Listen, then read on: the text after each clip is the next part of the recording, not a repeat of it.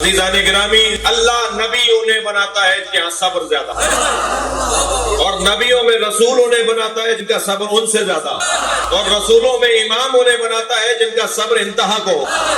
ہر نبی نے عظمت مصطفیٰ کا جملہ سنے، ہر نبی نے اپنی حد برداشت بتائی۔ ایک ایسا بھی وقت آ گیا کہ اس نبی نے بد دعا کر کے امت کے اوپر عذاب اتروا دیا۔ ہر نبی نے اپنی حد برداشت بتائی، ہمارے نبی نے اپنی حد برداشت بھی نہیں بتائی۔ کبھی کسی کے لیے بد دعائی نہیں، وہ پتھر مارتے تھے، یہ دعا دیتے۔ ایک عالم دین کی ایک دوسرے عالم دین نے غیبت، انہیں خبر پہنچی کہ میری وہ غیبت کر رہے ہیں، تو اپنے بیٹے سے کہا بیٹا ہمارے ہاں جو مہنگا اور قیمتی قالین ہے نا اسے پیک کرواؤ اور انہیں میری طرف سے لے کر آؤ۔ انہوں نے کہا ابا وہ تو آپ کی برائیاں کر رہے تھے، کہنے لگے انہوں نے مجھ پر احسان کیا ہے، اپنی نیکیاں میرے نام عمل میں ڈال دی، میری برائیاں اپنے نام عمل۔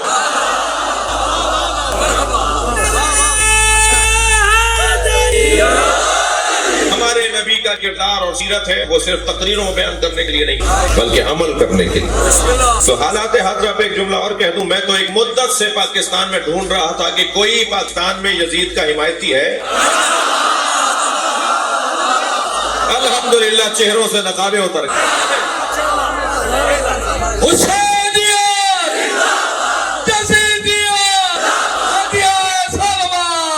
میں نے گزارش کی اگر کوئی ہوا جملہ، کوئی ایسی پوسٹ، کوئی ایسا میسج جو آپ کی دلازاری کا سبب بنے، اسے سنیں اور عبادت سمجھ کے سنیں، اور پھر اس کے جواب میں 3 جملے لکھ کر بھیجیے۔ پہلا جملہ حسینیت، دوسرا جملہ یزیدیت، اور تیسرا جملہ پاکستان۔ مل کر جواب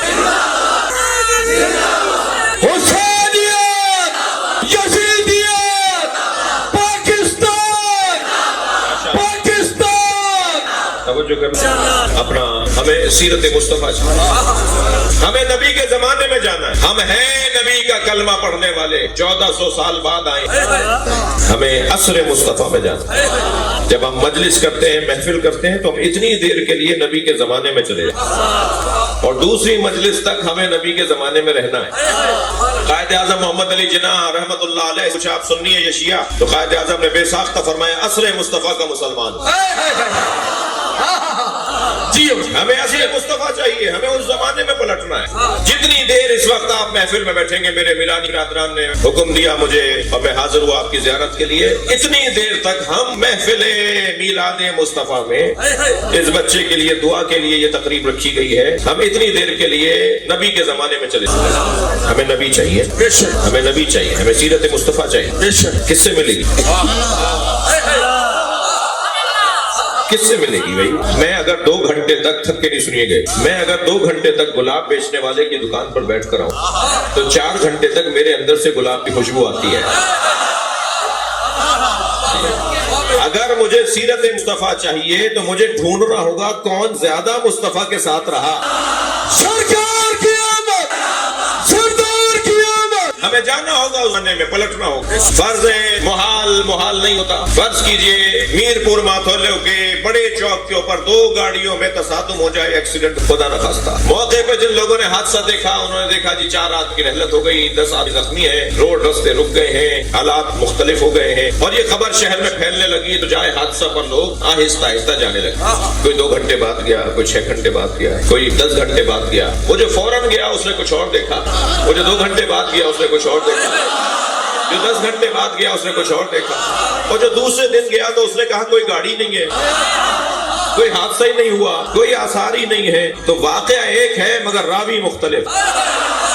ہمیں نبی چاہیے تو کس سے ملیں گے؟ کوئی نبی کا 2 سال کا ساتھی ہے، کوئی نبی کا 10 سال کا ساتھی ہے، کوئی نبی کا ہجرت میں ساتھی ہے، کوئی نبی کا ہجرت سے پہلے کا ساتھی ہے۔ ہمیں تو نبی اس سے ملے گا کہ جو نبی کی گود میں آئے،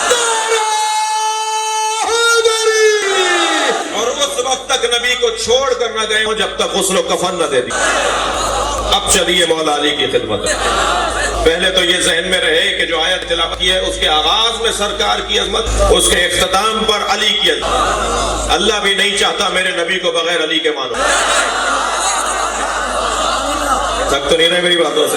اللہ نہیں چاہتا میرے نبی کو بغیر علی کے مانو. اللہ نے جب نبی کا نور بنایا تو مولا علی کا نور علیحدہ بنا دیتا, جناب زہرا کا نور علیحدہ بنایا, نبی کا نور علیحدہ بنایا, امام حسن کا امام حسین کا نور علیحدہ بنایا, مگر نبی کے نور کو ٹکڑا کیا تو دوسرے نور کا نام علی.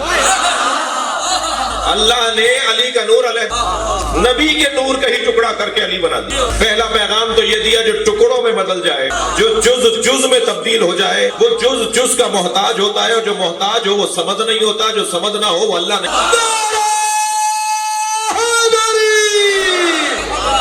جو ایک دوسرے کا محتاج ہو جائے, جو محتاج ہو جائے وہ سمجھ نہیں ہے, وہ اللہ نہیں. لہذا خبردار اپنے عقیدے کو بگڑنے نہ دینا. علی کو سمجھنا میرے اور آپ کے بھی بات نہیں ہے, علی کو سمجھنے کے لیے جبریل بھی ناکافی.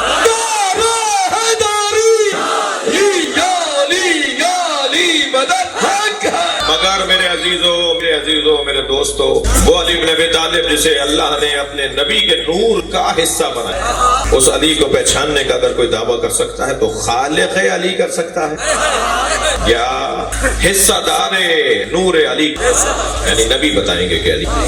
اب آیت کا ترجمہ سن لیجیے. ارشاد حضرت علیہ الذین یتبعون الرسول النبی الامی, وہ لوگ کہ جو اتباع کرتے ہیں میرے رسول.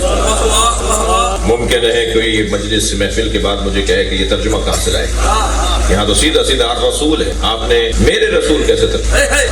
ایک تو رسول پر الف لام لگا ہوا ہے, پھر اگر ہر رسول کی اتباع کرنی ہے تو پھر شریعت منسوخ کیوں ہے؟ یہاں ہر رسول مراد, احترام سب کا رہے, اتباع ہمارے رسول, یہ ذہن عالی میں رہے. اتباع نہ کرنا بے احترامی نہیں. میں ایک ایئرپورٹ پر اترا تو کچھ انگریز میرے سامنے سے گزرے, واپس آئے کہنے لگے یہ کیا پہنا ہوا ہے. میں اسی حلیے میں رہتا ہوں جو دوست جانتے ہیں. دنیا کے ایئرپورٹ پر پاکستان کے ہر شہر کے اندر پیواڑ سکاری, کراچی کے ساحل تک, لداخ کی چوٹیوں سے کراچی کے ساحل تک سارا پاکستان دیکھ لیا, اور ہر جگہ جہاں جاتا ہوں اسی حلیے میں رہتا ہوں. تو ہر سفر میں کوئی نہ کوئی برابر میں آ کے بیٹھتا ہے اور کہتا ہے آپ شیعہ مولوی ہیں, آپ سے سوال کر لوں. تو میں پہلا جواب تو یہ دیتا ہوں کہ میں پہن کے اس لیے پھر رہا ہوں کہ آپ سوال کریں.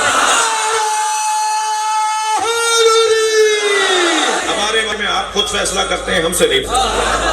عقیدہ میرا ہے تو جواب میں ہی دوں گا نا, جس کا عقیدہ نہیں ہے وہ تو کیسے.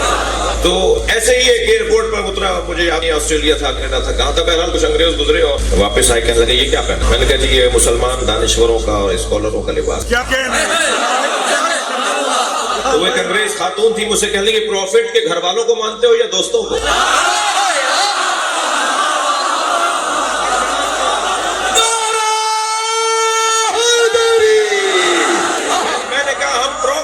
دوستوں کا احترام کرتے ہیں اور اطاعت گھر والوں کی کرتے ہیں. یہ بہت موٹا سا روشن ہمارا عقیدہ ہے, اور اس میں ہمارے پاس دلائل بھی موجود ہیں.